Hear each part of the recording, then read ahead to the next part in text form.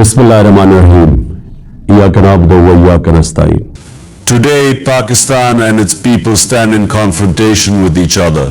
Almost 2 years ago, an engineered vote of no confidence was moved against my government, and a government cobbled together by the military establishment came into being. Since then, the military establishment, under direct guidance of General Asim Munir, the Chief of Army Staff, has tried every tactic to decimate my party's presence from the political environment of Pakistan.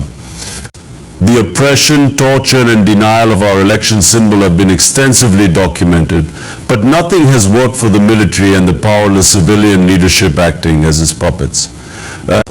Pakistan's general elections on Feb 8, 2024 showed the utter failure of their design.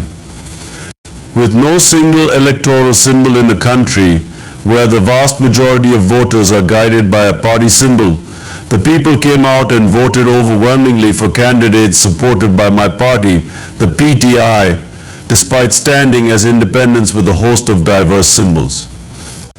This democratic revenge by the people of Pakistan against the agenda of the military establishment not only was a national defiance by the people, but also a complete rejection of the official state narrative of May 9, 2023, when PTI supporters were falsely accused as a pretext for a crackdown of attacking military installations. Unfortunately, instead of accepting the people's mandate, the military establishment went into a fit of rage and electoral results were manipulated to bring into power the losers.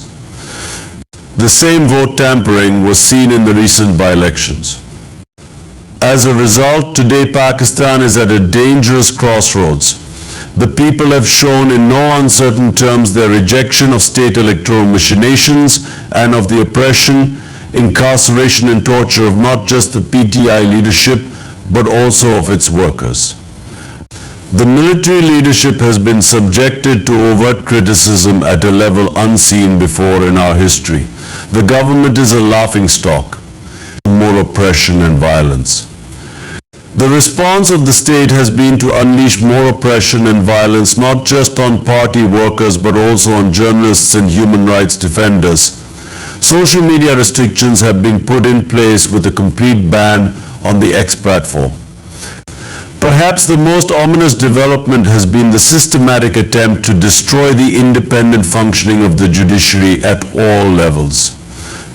Judges have been subjected to all manner of pressures, including blackmail and harassment of family members.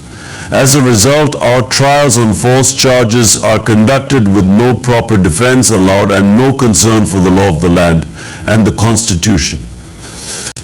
The Chief Justice of Pakistan CJP and of the Islamabad High Court have been found short of delivering unbiased justice. But members of the senior judiciary have risen against the attempted destruction of the independence of the judiciary. 6 brave judges of the Islamabad High Court have written a letter to the CJP highlighting instances of harassment and blackmail, including of their families by intelligence agencies. Specific instances cited and details given.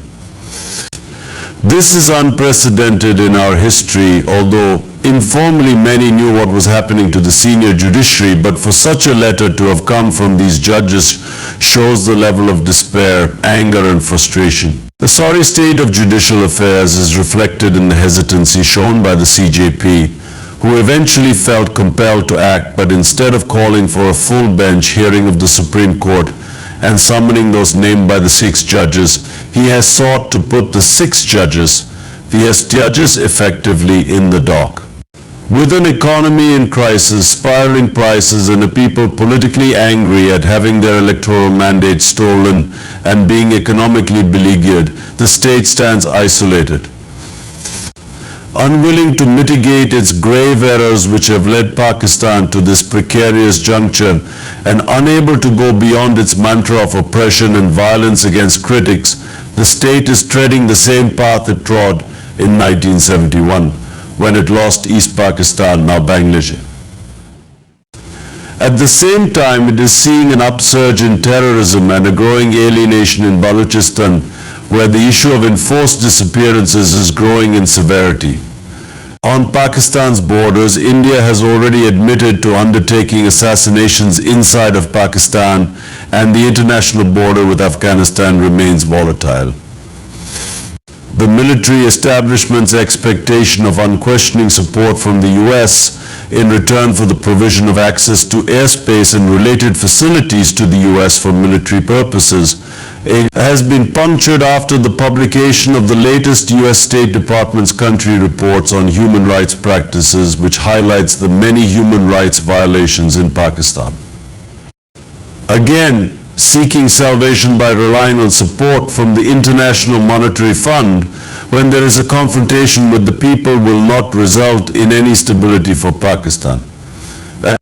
There is no other way out of the crisis but to restore the people's mandate and release all political prisoners, including those being held for trial under military courts. The constitutional functioning of state institutions must be restored. The military establishment has done all they could against me. All that is left for them is to now murder me. I have stated publicly that if anything happens to me or my wife, General Asam Munir will be responsible. But I am not afraid because my faith is strong. I would prefer death over slavery.